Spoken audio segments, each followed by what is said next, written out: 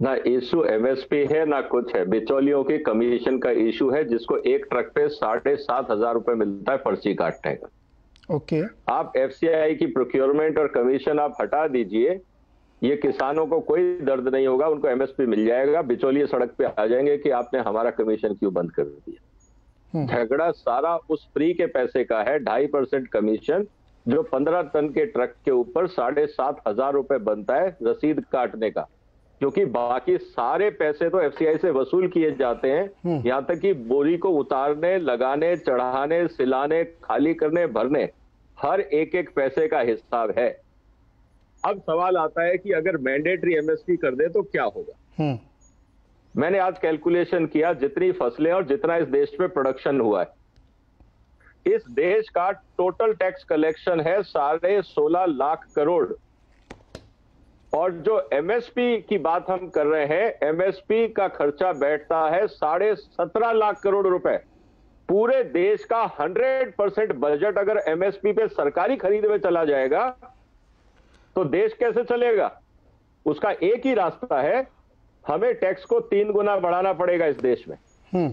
रही बात कि भाई प्राइवेट सेक्टर तो खरीदेगा, इस साल मई जून जुलाई, वेबसाइट सबके पास है, अंतरराष्ट्रीय बाजार था गेहूं का $200, 67 रुपीज आपका करेंसी एक्सचेंज है, 40% आपकी कस्टम ड्यूटी है, लैंडेड प्राइस बैठता है 18 रुपए 60 पैसे, जबकि आपका एमएसपी है 19 रुपए 75 पैसे।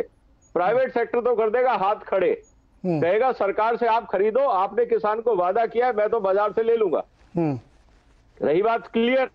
Yes. अब सरकार खरीदेगी तो सारा का सारा पूरे देश का टैक्स कलेक्शन 16.5 लाख करोड़ रुपए भी अगर वो लगा दें तो एमएसपी आप नहीं दे पाएंगे। फौज का पैसा कहां से आएगा, देश कैसे चलेगा, आपका एजुकेशन, मनरेगा, डेवलपमेंट, ये कांग्रेस वाले कैलकुलेशन करके बता दें। मनमोहन सिंह जी समझदार इकोनॉमिस्ट थे, उन्होंने मूर्खता नहीं की थी जब उन्होंने स्वामीनाथन रिपोर्ट को लागू नहीं किया था।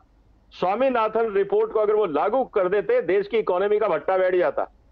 आप आंकड़ों पे जाइए, इमोशंस पे मत जाइए। अगर कल को आप देश के फाइनेंस मिनिस्टर बन जाएंगे, मैं आपसे पूछूंगा कि आपका डिसीजन क्या होगा।